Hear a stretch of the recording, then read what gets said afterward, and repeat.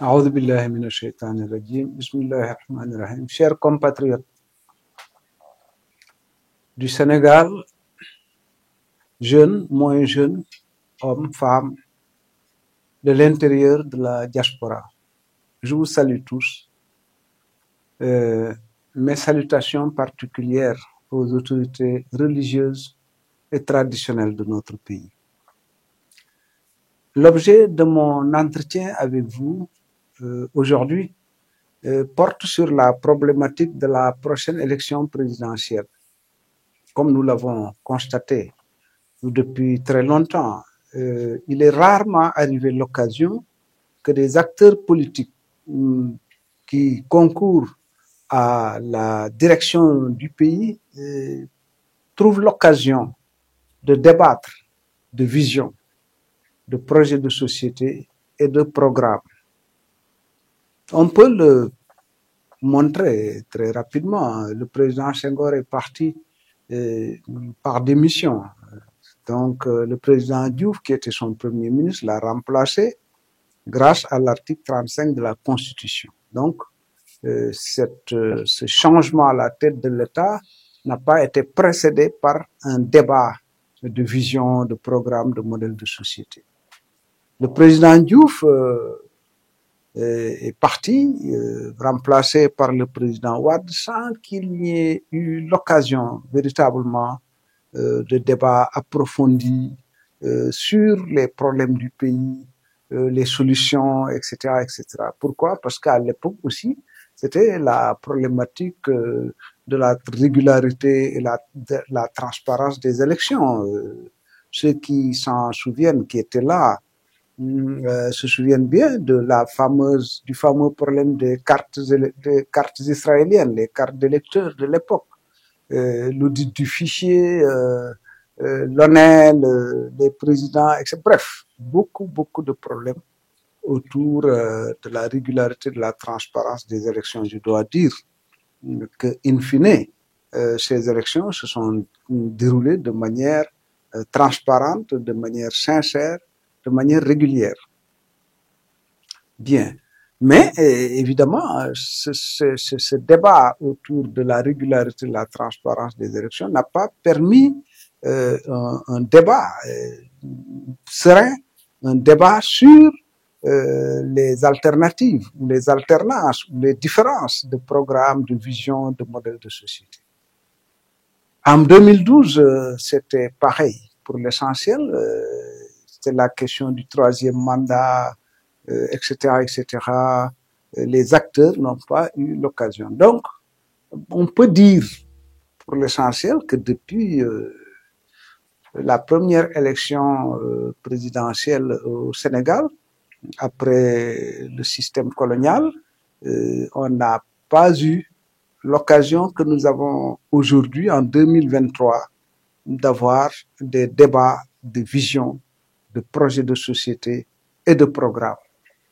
Et dans la mesure où le président sortant n'est pas candidat, il ne pouvait pas l'être de toute manière, l'occasion est donnée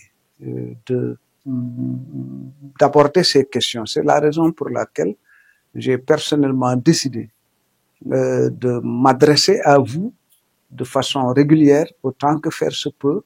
Et j'ai estimé que toutes les semaines, il était souhaitable que je puisse m'exprimer tous les mardis, tous les jeudis et tous les samedis. Alors, les mardis, c'est pour répondre à la question de qui parle. Parce que cette question est importante. Qui parle? Si moi je décide de solliciter vos suffrages, vous devez savoir qui je suis. Et savoir qui je suis, c'est pas seulement à partir du présent, de ce que je dis ou ce que je fais aujourd'hui. Mais quel a été mon cursus? Quelle a été ma trajectoire? Quelle a été mon expérience? Etc., etc. Que dans nos traditions et notre culture, lorsque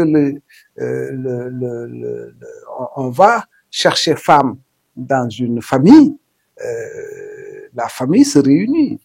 et scrutent le passé de celui qui demande la main de leur fille. Quelles ont été ces expériences, etc., etc. Donc, à plus forte raison, lorsqu'il s'agit de solliciter, quand on veut diriger un pays comme le Sénégal. Donc, c'est pour cette raison que personnellement, je pense nécessaire de vous entretenir régulièrement de un peu cette expérience-là. Dieu a fait, je lui rends grâce, que depuis 1968, sous Senghor, les oppositions, parti unique, télévision unique, radio unique, journal unique, et des prisons pour ceux qui n'étaient pas d'accord, qu'on puisse parler de ces expériences, de comment les choses se sont passées pour que la démocratie puisse s'installer, pour qu'on puisse passer du monopartisme au multipartisme et ensuite du multipartisme aux alternances. Et aujourd'hui, ces questions sont importantes. Nous avons fait l'opposition, nous avons fait le pouvoir, 10, 12 ans au pouvoir, comment nous avons géré, etc., etc. Et depuis 2012, nous sommes retournés dans l'opposition en restant fermes et résolus, comme je l'ai dit, depuis le 27 mars 2012, c'est-à-dire 2 jours après la victoire du président Macky Sall, j'ai dit, nous sommes dans l'opposition ferme et résolue. Donc, tout ça, ce sont des questions importantes parce que j'ai fait un livre qui s'appelle La cause du peuple, dans lequel je retrace un peu cette expérience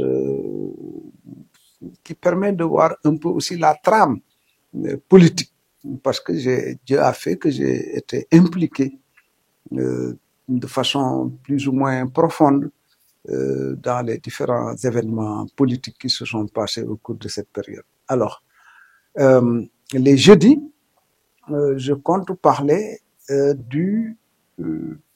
justement des problèmes du pays. C'est-à-dire que voilà un pays extrêmement riche de tout, le Sénégal est riche de tout. Mais beaucoup de Sénégalais, peut-être la majorité, ne mangent pas à leur faim. Beaucoup n'ont pas le petit déjeuner ou n'ont pas le déjeuner ou n'ont pas le dîner. Quand on est malade, on n'a pas la possibilité de se soigner. Beaucoup d'enfants, des centaines de milliers, qui doivent aller à l'école et qui n'y vont pas. Ceux qui sont malades, qui ne peuvent pas se soigner, etc., etc. Ce sont ces questions-là que je souhaite évoquer avec vous. Et dans chacun des cas, tenter de faire ce qu'on appellerait peut-être l'archéologie, c'est-à-dire d'où viennent ces problèmes. Pourquoi les problèmes que nous vivons, pourquoi nous sommes confrontés à ce type de problème? Et comment nous devons faire pour nous en sortir? Et donc ça va être un peu la problématique de la vision, la problématique du modèle de société, la problématique du programme. Voilà, ça c'est tous les jeudis, Inch'Allah. Les samedis, maintenant, nous évoquons les questions d'actualité. Le Sénégal, ce qui se passe au Sénégal, ce qui se passe dans notre sous-région et ce qui se passe dans le monde, parce que le Sénégal n'est pas isolé. Donc, ces questions d'actualité-là sont importantes. Je me propose de les évoquer devant vous, avec vous, toutes les semaines, tous les samedis. Par exemple, aujourd'hui, je prends l'exemple des dizaines, peut-être des centaines de jeunes qui meurent en mer. Il y a une recrudescence de l'immigration, de ce qu'on appelle l'immigration clandestine. Et donc, énormément de jeunes du pays meurent en mer.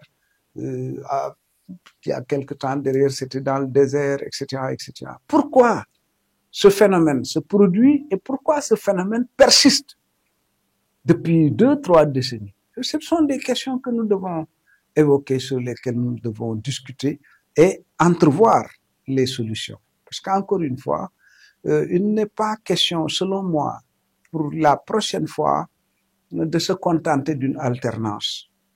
Il faut que nous apportions des alternatives aux problèmes, aux politiques actuelles. Et ces alternatives-là, c'est en réalité de vraies solutions aux problèmes de l'agriculture, aux problèmes de la pêche, aux problèmes de l'artisanat, aux problèmes du commerce, de l'industrie, aux problèmes de la paix, de la sécurité, de la stabilité du pays, aux problèmes sous-régionaux, parce que le Sénégal, quand même, voilà, joue un certain rôle, qu'on ne le veuille pas, dans notre sous-région. Qu'est-ce que nous pouvons apporter pour la paix dans la sous-région?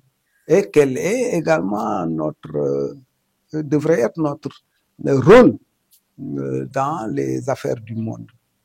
Voilà un tout petit peu ce que je me propose de faire très respectueusement avec vous au cours des semaines et des mois à venir, en escomptant naturellement en retour vos observations critiques. Je suis très ouvert à ces questions parce que, au fond, ce serait très prétentieux de penser qu'on connaît tout, qu'on sait tout, qu'on peut tout. C'est pas vrai. Un leader, c'est pas celui qui connaît tout, qui peut tout, non. C'est celui qui peut rassembler et qui peut mettre les compétences à l'œuvre pour que, ma foi, unis dans notre diversité, mais dans notre volonté de changer les conditions de notre peuple, que nous pourrons y arriver. Je suis persuadé que nous pouvons y arriver. Je vous remercie. Allahumma salli ala Sayyidina Muhammad.